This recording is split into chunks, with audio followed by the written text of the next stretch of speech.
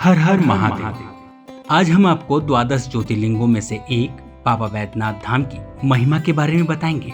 झारखंड के देवघर जिला में स्थित बाबा बैद्यनाथ धाम, जहां देवादिदेव महादेव मां आदि शक्ति पार्वती के साथ विराजमान हैं। इस ज्योतिर्लिंग को लेकर पुराणों में उल्लेख है कि एक बार असुर राज रावण ने हिमालय जाकर भगवान शिव को प्रसन्न करने के लिए घोर तपस्या की थी। अपनी कठिन तपस्या में महादेव को प्रसन्न करने के लिए रावण ने प्रभु को एक एक कर अपने 9 शीश अर्पित कर दिए।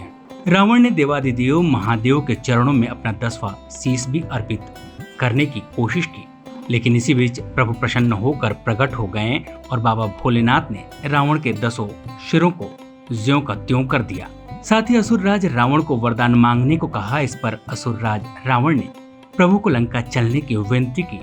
हालांकि शिव जी ने अनुमति तो दे दी, लेकिन यह चेतावनी भी दी, यदि वो मार्ग में इसे पृथ्वी पर रखते हैं तो फिर शिवलिंग अचल हो जाएगा। इसके बाद लंका नरेश शिवलिंग को लेकर हिमालय से चले। बीच मार्ग में एक चिता भूमि आने पर उन्हें लघुशंका निवृत्ति का आभास हुआ। इसी बीच भगवान विष्णु चरवाहे का वेश धारण करके वहां पहुंचे, क्योंकि वो नहीं चाहते थे कि लंका नरेश भगवान शिव को अपने साथ लंका लेकर जाए।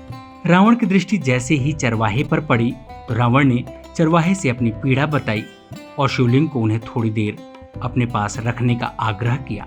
इस पर चरवाहे के वेश में भगवान विष्णु ने कहा कि उन्हें जल्द वापस आना होगा।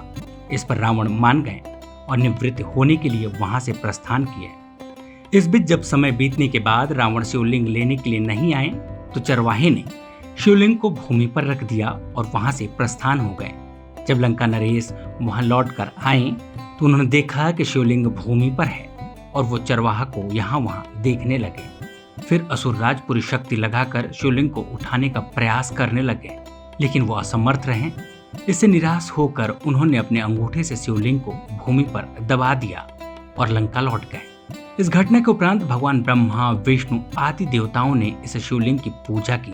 वहीं शिवलिंग में भगवान शिव के दर्शन होते ही सभी देवी देवताओं ने उसे उसी स्थान पर प्रतिस्थापित कर दिया।